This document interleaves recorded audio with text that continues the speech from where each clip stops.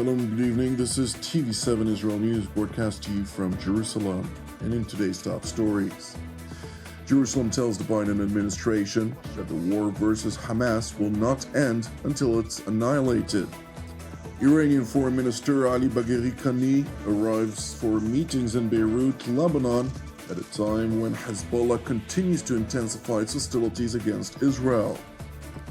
Sweden voices outrage over an uptick of covert Iranian activities on Swedish soil against its enemies and rivals. Israel will not end the war in the Gaza Strip until all of Jerusalem's proclaimed objectives are achieved. The steadfast Israeli position was essentially made by Jerusalem's top political echelons that after U.S. President Joe Biden made an announcement on Friday evening in which he asserted that Israel had come up with an outline for a hostage release deal that has been put on the table. Israel has offered a comprehensive new proposal. It's a roadmap to an enduring ceasefire and the release of all hostages. This proposal has been transmitted by Qatar to Hamas. Today, I want to lay out its terms for the American citizens and for the world. This new proposal has three phases. The first phase would last for 6 weeks.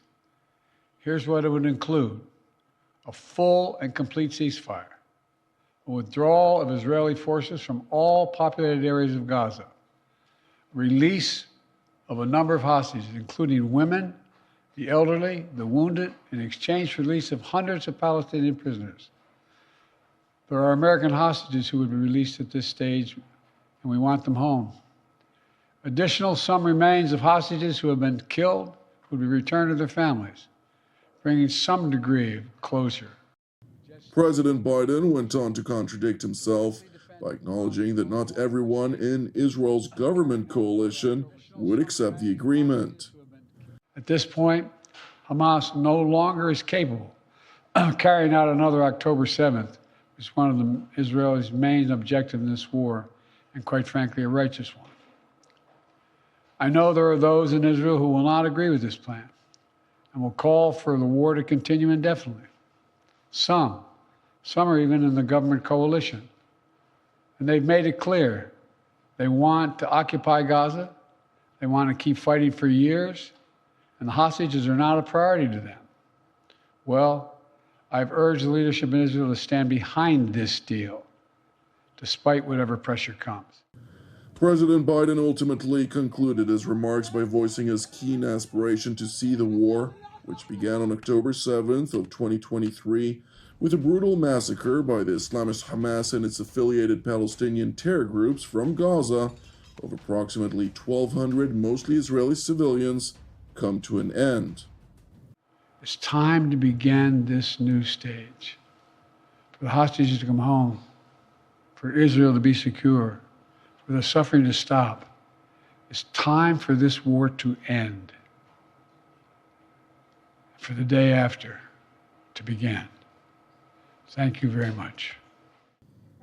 It is important to highlight that from the moment President Biden dubbed the referred to deal as an Israeli proposed outline, administration officials have gone on the defense in claiming that Israel had indeed proposed a deal. Nevertheless, while senior Israeli officials acknowledged that Israel had agreed to the majority of the outline, it was presented to them by Washington's national security team in extensive negotiations that have not yet hammered out all of the details. Therefore, since Biden's remarks on Friday, Prime Minister Benjamin Netanyahu, War Cabinet Minister Benny Gantz, and Defense Minister Yoav Gallant have all made explicit statements in which they emphasized time and again that Jerusalem's war objectives would not come to an end without the eradication of the Islamist Hamas to a point of no return.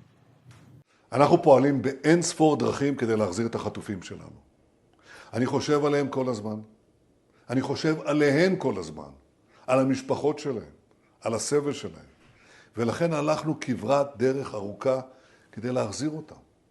אבל תוך כדי הפעולה הזאת, אנחנו שמרנו על מטרות המלחמה. בראשן חיסול החמאס. אנחנו מתעקשים שאנחנו נשלים גם את זה וגם את זה. וזה חלק מהמתווה. זה לא משהו שאני מוסיף עכשיו. זה לא משהו שאני מוסיף כי לחצו עליי בקואליציה. זה משהו שסיכמנו עליו בקבינט המלחמה פה אחד. Netanyahu's remarks were also relayed by Israeli Defense Minister Yoav Gallant to U.S. Secretary of State Antony Blinken in a phone conversation overnight. The essence of that conversation was also touched upon by Jerusalem's top defense official during a visit to the IDF Southern Command, where Minister Gallant emphasized Israel's uncompromising resolve to root out Hamas from the Gaza Strip. סיימתי כעת הערכת מצב בפיקוד הדרום יחד עם אלוף הפיקוד והמפקדים הבכירים.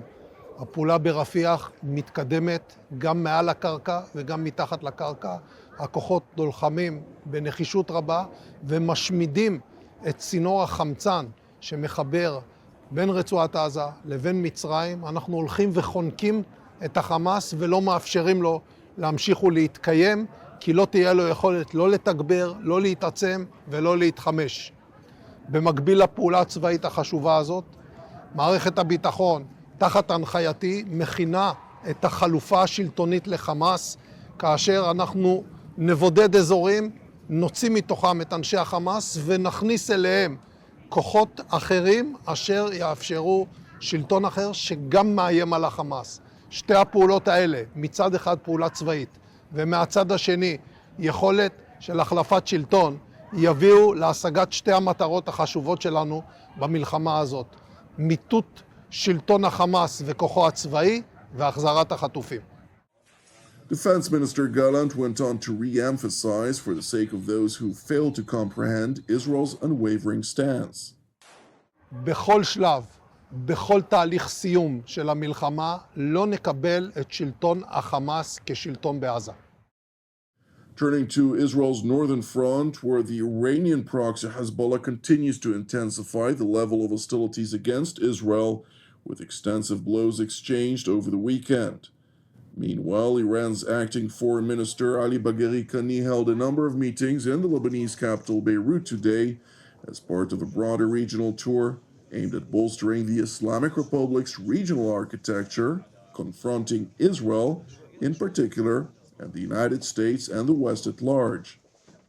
علاوه بر موضوعات مربوط به لبنان، از جمله موضوعاتی که با همکار گرامی و برادرم وزیر محترم امور خارجه لبنان بحث و گفتگو کردیم، اوضاع در غزه و به ویژه در رفح بود و در این زمینه اتفاق نظر داشتیم که همه کشورهای منطقه به ویژه کشورهای اسلامی باید یک حرکت جمعی برای مقابله با تجاوز صهیونیست‌ها و حمایت از مردم فلسطین به ویژه در رفح داشته باشند و در این چارچوب در واقع برگزاری نشست فوق‌العاده وزرای خارجه کشورهای عضو سازمان همکاری اسلامی از جمله ابتکارهای مشترک ما برای در واقع انجام یک اقدام جمعی مشترک و قاطع در این مسیر مورد تأکید قرار گرفت. Tehran's top diplomat is also expected to visit Damascus merely a couple of days after Syrian President Bashar al-Assad traveled to Tehran, where he met with the Islamic Republic's supreme leader, Ayatollah Ali Khamenei, as the Islamic Revolutionary Guards Corps has been noticeably ratcheting up efforts to entrench militarily in Syria, alongside an intensified effort to expand the scope and capacity of its proxies throughout the region. Meanwhile, in Sweden, Stockholm's chief of counterintelligence revealed that Iran has increasingly tried to target its enemies and rivals on Swedish soil. På senare tid så har vi på Säkerhetspolisen uppmärksammat att Iran allt mer börjar rikta in sig mot andra staters intressen i Sverige, och då just specifikt stater som man upplever sig vara i konflikt med. Och detta gäller inte minst Israel. Vår bedömning av det här, det är att en regional konflikt helt enkelt har spridit sig globalt och nu innefattar också Sverige som en arena för den här konflikten där den kan utspelas då. De aktiviteter som Iran utför, det handlar väldigt mycket just nu om planering och försök till att genomföra angrepp mot då israeliska och judiska intressen och mål och verksamheter i Sverige. Säkerhetspolisen kan nu konstatera att kriminella nätverk i Sverige är en proxy som Iran använder sig av. Det här är någonting som Iran historiskt också har gjort, framförallt i Europa, så det är ingenting nytt. Men vi ser också nu mer konkret detta i Sverige då, kopplingar mellan kriminella individer i de kriminella nätverken och individer som går att koppla till de iranska underrättelse- och säkerhetstjänsterna. Thank you for watching TV7 Israel News. I would like to thank all of you who support TV7 Israel, as it allows us to produce our daily news productions, which are exclusively donation-based and as such, broadcast free of charge. Separately, I would like to encourage you to pray for the peace of Jerusalem and salvation of Israel. I'm Jonathan Hessen wishing you a Shavua Mevorach, and God willing, we'll see you during our next update. Until then, Shalom from Jerusalem.